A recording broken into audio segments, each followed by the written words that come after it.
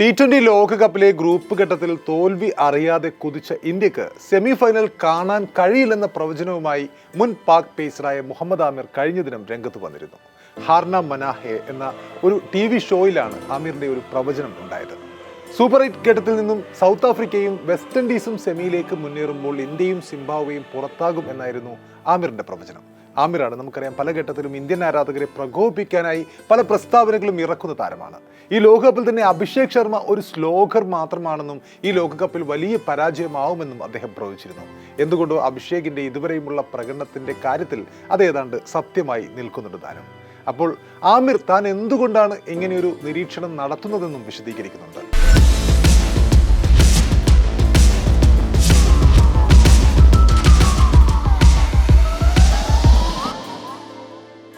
പാകിസ്ഥാനെതിരായ മത്സരം ഒഴികെ മറ്റെല്ലാ കളികളിലും ഇന്ത്യയുടെ ബാറ്റിംഗ് തകർച്ച നേരിട്ടിട്ടുണ്ട്. നമീബിയ, നെതർലാൻഡ്സ്, USA തുടങ്ങിയ ടീമുകൾക്ക് മുന്നിൽ പോലും ഇന്ത്യൻ ബാറ്റർമാർ വിയർത്ത കാഴ്ച നമ്മൾ കണ്ടിട്ടുണ്ട്.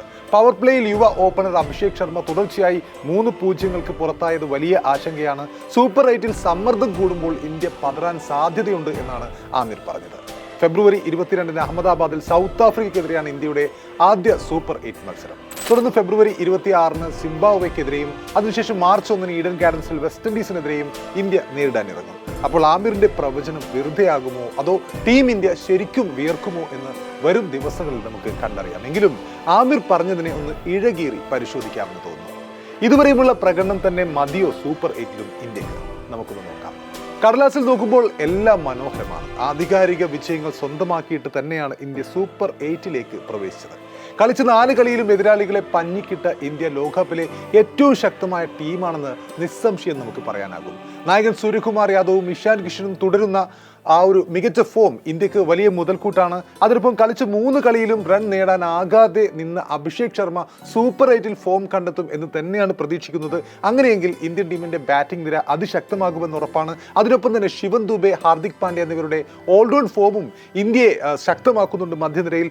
പിന്നെ ബോളിംഗിലേക്ക് വന്നാൽ ജസ്പ്രീത് ബുംറയും വരുൺ ചക്രവർത്തിയും വിക്കറ്റുകൾ ഇങ്ങനെ എറിഞ്ഞുകൊണ്ടേയിരിക്കുന്നുണ്ട്. വരുൺ ചക്രവർത്തിയുടെ സ്പിൻ ഇതിനകം തന്നെ അദ്ദേഹത്തിന്റെ പന്തുകൾ ഇതിനകം തന്നെ മിസ്റ്ററി സ്പിന്നർ എന്ന രീതിയിൽ ഈ ലോകകപ്പിൽ ഏറെ ാക്കിക്കപ്പെട്ടിട്ടുണ്ട്. എങ്കിലും ടീം ഇന്ത്യയുടെ ഈ ലോകകപ്പിലെ പ്രധാനപ്പെട്ട വീക്ക്നെസ് സ്പിന്നർമാരെ നേരിടുന്നതിലാണ്. പ്രത്യേകിച്ചും എതിർ ടീമുകളിലെ ഫിംഗർ സ്പിന്നർമാരാണ് ഇന്ത്യയെ കഴിഞ്ഞ മത്സരങ്ങളിലൊക്കെയും ഏറ്റവും അധികം ബുദ്ധിമുട്ടിച്ചത്. അത് നമ്മൾ കണ്ടിട്ടുണ്ട്.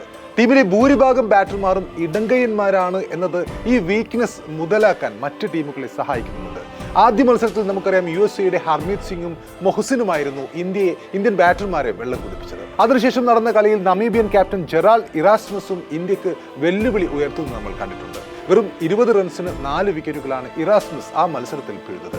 ചിരവൈരികളായ പോരാട്ടത്തിൽ പാകിസ്ഥാനുമായുള്ള പോരാട്ടത്തിൽ പാകിസ്ഥാന്റെ സ്പിൻ ജോഡികളായ സൈം അയ്യൂബ്, ഉസ്മാൻ താരിഖ് എന്നിവരുടെ നേരിടാനും ഇന്ത്യൻ താരങ്ങൾ ബുദ്ധിമുട്ടുന്ന കാഴ്ച നമ്മൾ കണ്ടിട്ടുണ്ട്. അവസാനമായി നെതർലാൻഡ്സിന്റെ ഇന്ത്യൻ വംശനായ സ്പിന്നർ ആര്യൻ ദത്തും ഇന്ത്യയെ തുടക്കത്തിൽ തന്നെ സ്പിൻ മികവ് കൊണ്ട് വട്ടം കറക്കുന്നത് നമ്മൾ കണ്ടിട്ടുണ്ട്. അപ്പോൾ ഇന്ത്യയുടെ ആദ്യ 8 ബാറ്റർമാരെ എടുത്താൽ അതിൽ 6 ഇടങ്കയ്യന്മാരാണ്.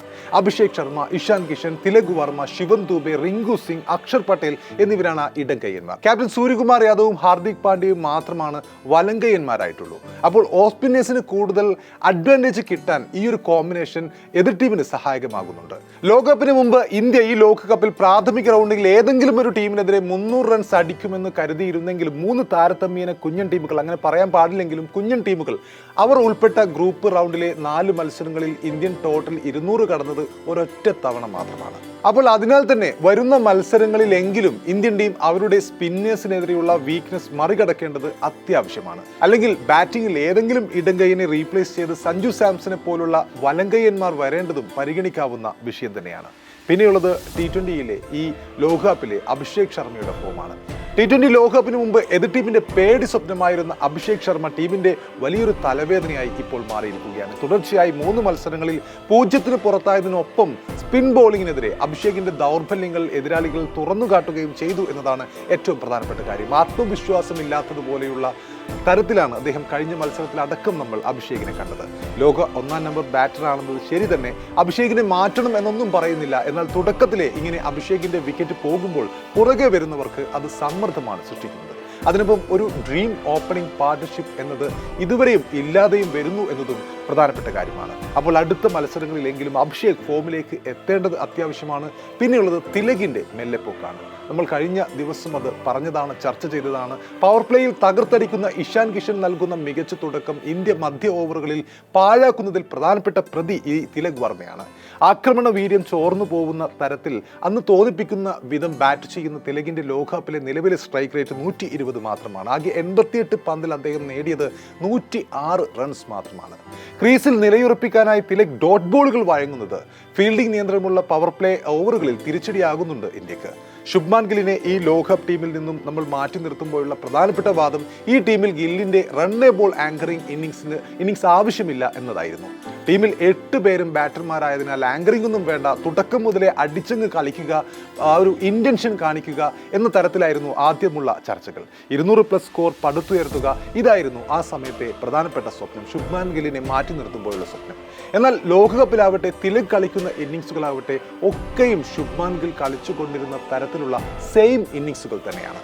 ഇങ്ങനെയാണെങ്കിൽ ഗില്ലിനെ പുറത്താക്കേണ്ട ആവശ്യമുണ്ടോ എന്നാണ് ഇപ്പോൾ ആരാധകരൊക്കെയും ചോദിക്കുന്നത്. അപ്പോൾ കൃത്യമായും ആ ഇന്നിങ്സ് ആക്സിലറേറ്റ് ചെയ്യാൻ നിർണായക സമയങ്ങളിൽ പോലും തിലകിന് സാധിക്കുന്നില്ല എന്നതാണ് ഏറ്റവും പ്രധാനം. അതില്ലെങ്കിൽ തിലക് അതിന് ശ്രമിക്കുന്നുമില്ല.